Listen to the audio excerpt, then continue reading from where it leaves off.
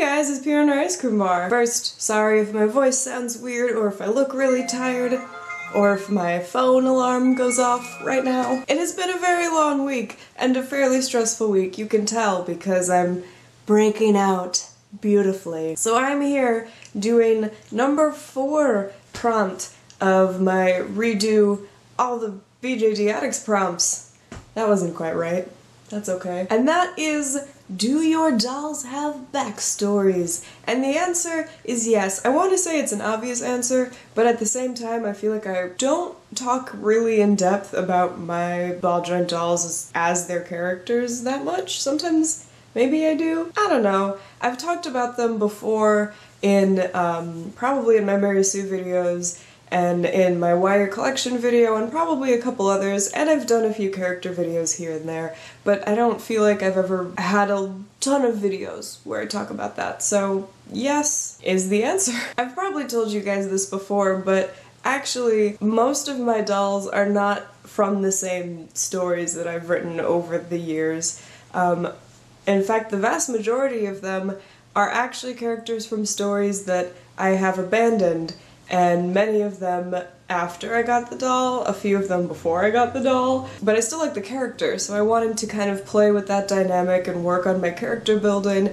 by having these random characters from random stories interacting with each other in a space. And it actually feels really weird. When I plan out and write photo stories, it kind of feels like I'm writing an alternate universe fanfiction of my own work. Spending time doing cool stuff. This has a hood, I didn't even know that. Do you ever have one of those days where your body just like looks different? Like my neck looks shorter today. I have to say though, even though I've not worked on most of the stories that most of my dolls came from, I still work on their characters a lot. I'm still trying to make them as realistic as possible and have realistic emotions and react to things in a real way. So I work on them a lot, and it's interesting, you know, some characters are just kind of like an open book and they wear their emotions on their sleeve and you know who they are like that, and other characters you really have to dig for a long time. I think it's interesting in my own collection, if this is not like the weirdest talk you've ever heard.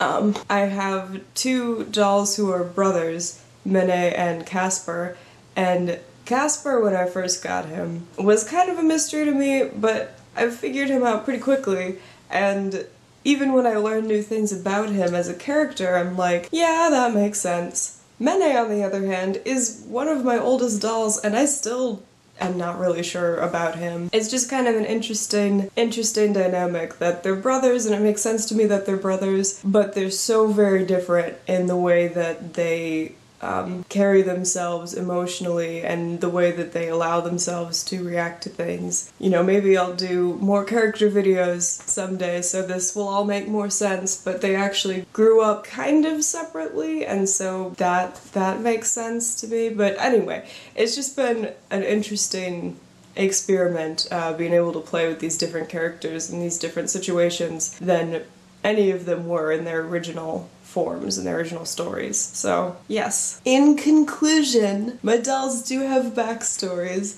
I'm always working on them, even though they're actual stories, probably not being worked on anymore. I don't think I've ever actually straight up asked you guys if you have backstories for your dolls or your characters. I know a lot of people get into this hobby because of writing, because they want like a physical form to like be in their mind as their character.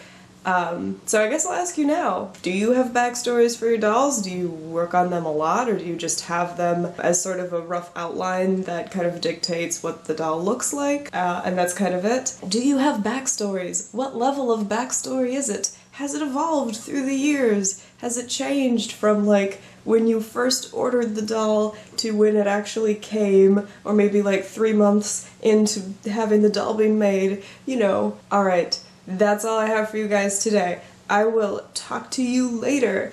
Thank you for watching. Bye!